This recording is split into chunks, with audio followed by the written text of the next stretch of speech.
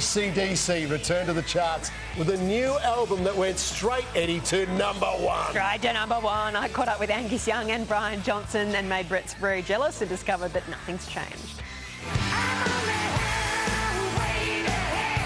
Since the 70s, they've been riding the highway to hell, their music shaking us all night long and striking thunder into speakers and stadiums around the world.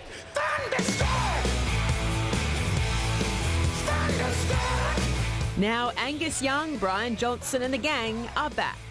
Angus, if you'd told me a year ago that I'd be speaking to AC/DC from my kitchen bench, I would have told you probably something that's more appropriate language for an AC/DC concert than breakfast television. Right. Oh, yeah. It's good to know you think highly of it. The new album is Power Up, featuring the lead single Shot in the Dark, appropriate titles for a band displaying as much energy now as in their heyday. The boys went into the studio and they sit down together and that's the most exciting bit, you know, the electricity when you hear the boys charging up and Phil banging out the stuff, you know, on the drums. And then the fun bit for me is to go and sing a song that nobody sang before. Outside of the dentist, that's the only time you're going to hear Brian really scream.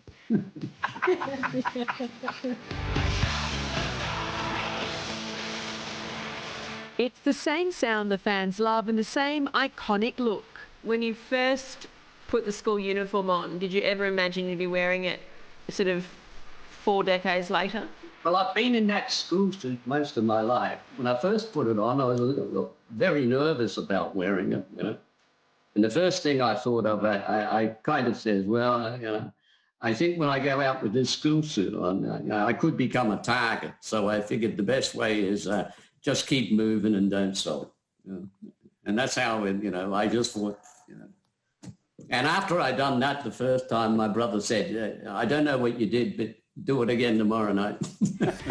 Angus says the new album is a dedication to his brother, AC/DC co-founder Malcolm, in the same way Back in Black was a dedication to Bon Scott. It was a thing for Mal, you know, because again, you know, there's a lot of these songs he really wanted to get out there. So it was really making sure that those songs, they had his fighting spirit and were ready to go and unleash on the the rock world. I can picture a COVID-safe Marco Bublé concert, an Andre Rieu concert. I can't picture a COVID-safe Akadaka concert.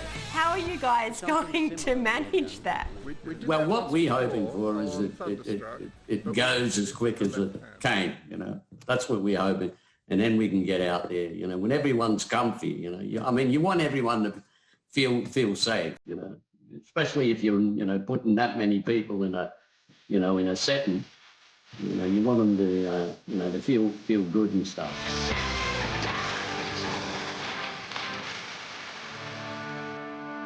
Just keep moving, don't stop. I think it's a good lesson for life, and it certainly worked for them, hasn't it? They're just the best, aren't they? And they maintain that true AC/DC sound over all those decades is fantastic. No